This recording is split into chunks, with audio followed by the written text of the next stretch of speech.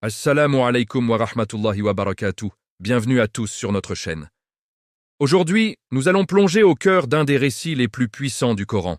Une histoire qui résonne à travers les âges et nous enseigne une leçon intemporelle sur la richesse, l'orgueil et la foi.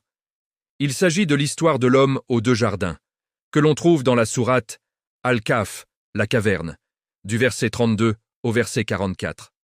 Cette histoire nous est présentée comme une parabole, un exemple à méditer pour nous tous. Allah nous dit « Et propose-leur l'exemple de deux hommes. À l'un d'eux, nous avions donné deux jardins de vignes que nous avions entourés de palmiers et entre lesquels nous avions mis des champs de céréales. » Imaginez la scène. Un homme d'une richesse immense, non pas un, mais deux jardins luxuriants. Le Coran nous donne des détails très précis pour nous faire visualiser cette opulence. Des vignes généreuses, des palmiers dattiers formant une clôture protectrice et verdoyante, et entre ces deux jardins, des champs de céréales fertiles. C'était un domaine parfaitement conçu, un écosystème autosuffisant d'une beauté et d'une productivité extraordinaires. Et le Coran ajoute « Les deux jardins produisirent leur récolte sans jamais y manquer. Chaque année, la récolte était abondante, sans aucune perte. Et pour couronner le tout, Allah dit « Et nous avions fait jaillir entre eux un ruisseau. » L'eau, source de toute vie, coulait en abondance, garantissant la pérennité de cette richesse. Cet homme possédait tout ce dont on pouvait rêver. La nourriture, la beauté, la richesse et l'eau, un signe de prospérité continue. C'est dans ce contexte de richesse inouïe que le drame humain va se jouer. Cet homme avait un compagnon, un ami. Cet ami était croyant mais probablement moins fortuné. Un jour, alors qu'ils discutaient, l'homme riche, rempli d'orgueil par sa propre réussite, dit à son ami « Je possède plus de biens que toi, et je suis plus puissant que toi grâce à mon clan. » Voyez-vous où le problème commence? Sa richesse ne l'a pas rendu reconnaissant envers celui qui la lui a donnée. Au contraire, elle est devenue une source d'arrogance. Il a commencé à se comparer, à se sentir supérieur. Il a attribué son succès à lui-même, à son clan, à sa force, oubliant complètement la source divine de toutes ses bénédictions. Il ne voyait plus la main d'Allah. Il ne voyait que sa propre grandeur. Et l'histoire continue. Il entra dans son jardin, coupable envers lui-même par son orgueil et son incrédulité. Le Coran dit bien coupable envers lui-même, car c'est sa propre âme qu'il était en train de corrompre. En regardant toute cette magnificence, il dit « Je ne pense pas que ceci puisse jamais périr. » C'est le sommet de l'arrogance. Il se croyait invincible. Il pensait que sa fortune était éternelle, qu'il avait atteint un niveau de sécurité tel que rien ne pouvait l'atteindre. Sa vision était complètement limitée à ce monde matériel. Pour lui, la richesse était la preuve ultime de sa valeur et la garantie de son avenir. Il était devenu aveugle à la fragilité de la vie et à la toute-puissance de son Créateur. Puis, il va encore plus loin dans son égarement. Il dit à son ami « Et je ne pense pas que l'heure viendra. » Il nie la résurrection, le jour du jugement, et il ajoute, avec une suffisance incroyable, « Et même si j'étais ramené vers mon Seigneur, je trouverais certes bien meilleur que ce jardin comme lieu de retour. » Quelle audace!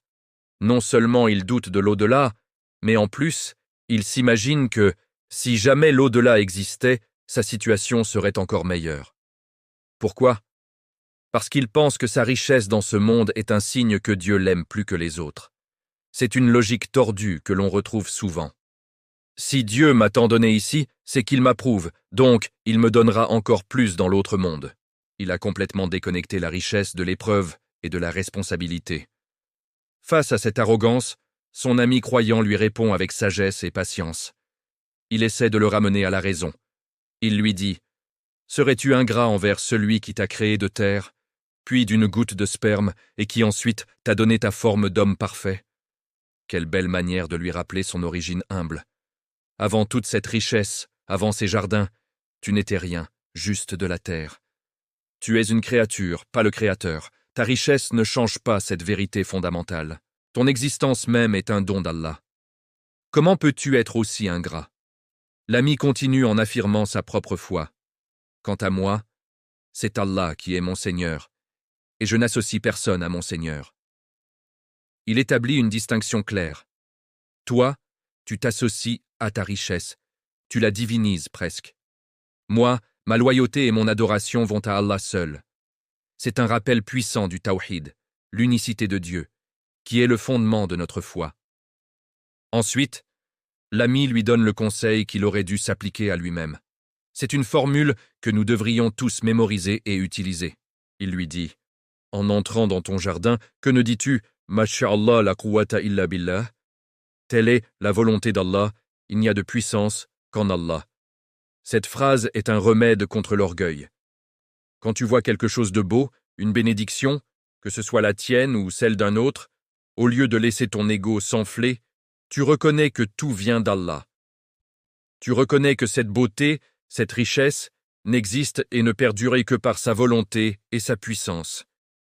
C'est la reconnaissance ultime de notre dépendance totale envers le Créateur. L'ami croyant termine son avertissement par une prémonition. Si tu me vois moins pourvu que toi, en bien et en enfant, il se peut que mon Seigneur me donne quelque chose de meilleur que ton jardin, et qu'il envoie sur ce dernier, du ciel, un châtiment qui le réduise à un sol glissant et nu. Ou que son eau se perde dans les profondeurs de la terre, en sorte que tu ne puisses plus la retrouver. Il lui explique que les situations peuvent changer. La richesse n'est pas permanente. Allah peut donner à celui qui a peu et reprendre à celui qui a beaucoup. C'est un avertissement clair. Ne sois pas si sûr de toi, car tout peut basculer en un instant. Et c'est exactement ce qui va se passer. Le Coran nous dit sobrement « Et sa récolte fut anéantie ». En une nuit, tout a été détruit. Le mot utilisé en arabe suggère une destruction totale, un désastre qui a tout encerclé et tout anéanti. Imaginez le choc. Cet homme qui pensait que son domaine ne périrait jamais se réveille pour trouver ses vignes effondrées, ses palmiers détruits, ses champs dévastés. Face à cette catastrophe, sa réaction est immédiate. Il se mit alors à se tordre les mains à cause de ce qu'il y avait dépensé, tandis que les treillages étaient complètement détruits, et il disait « Malheur à moi, que n'ai-je associé personne à mon Seigneur ?» Trop tard, le regret est immense. Il se lamente sur l'argent et les efforts investis, mais surtout, il réalise son erreur spirituelle fondamentale. Dans le feu de l'épreuve, la vérité lui apparaît enfin.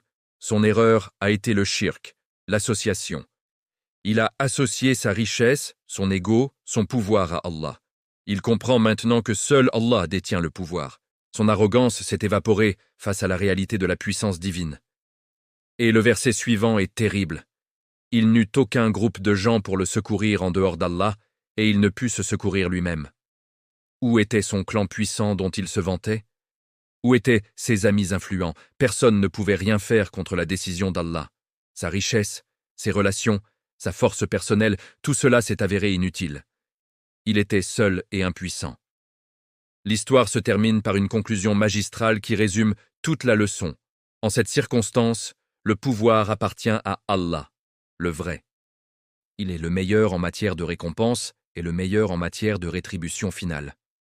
Voilà la morale de l'histoire. La vraie royauté, le vrai pouvoir, la vraie protection n'appartiennent qu'à Allah. Notre richesse, notre santé, notre famille, tout ce que nous possédons ne sont que des dépôts, des prêts qu'Allah nous confie pour nous tester. Serons-nous reconnaissants ou serons-nous arrogants? Cette parabole nous invite à une profonde introspection. Comment regardons-nous nos propres réussites? Lorsque nous obtenons une promotion, achetons une nouvelle maison ou réussissons un projet, est-ce que nous disons « Masha'Allah, la quwwata illa billah » en attribuant le succès à Allah?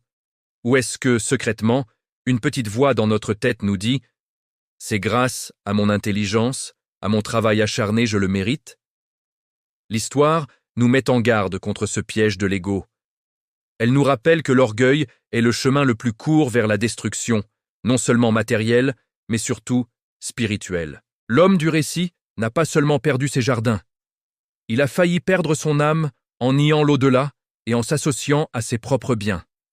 Alors, la prochaine fois que vous admirerez vos biens, ou même les biens d'autrui, souvenez-vous de l'homme aux deux jardins. Rappelez-vous de dire « Masha'Allah ». Soyez reconnaissants pour les petites et les grandes choses. Comprenez que tout vient d'Allah et peut retourner à Allah en un instant. La véritable richesse n'est pas dans nos comptes en banque ou nos possessions. mais dans un cœur humble et reconnaissant. Un cœur qui sait que le seul vrai pouvoir appartient à Allah. Merci de nous avoir suivis pour cette méditation profonde sur la sourate Al-Kahf. Qu'Allah nous préserve de l'orgueil et de l'ingratitude, et qu'il remplisse nos cœurs de reconnaissance envers lui. N'oubliez pas de liker la vidéo, de la partager et de vous abonner pour ne pas manquer nos prochaines réflexions. Prenez soin de vous et de votre foi. Assalamu alaikum.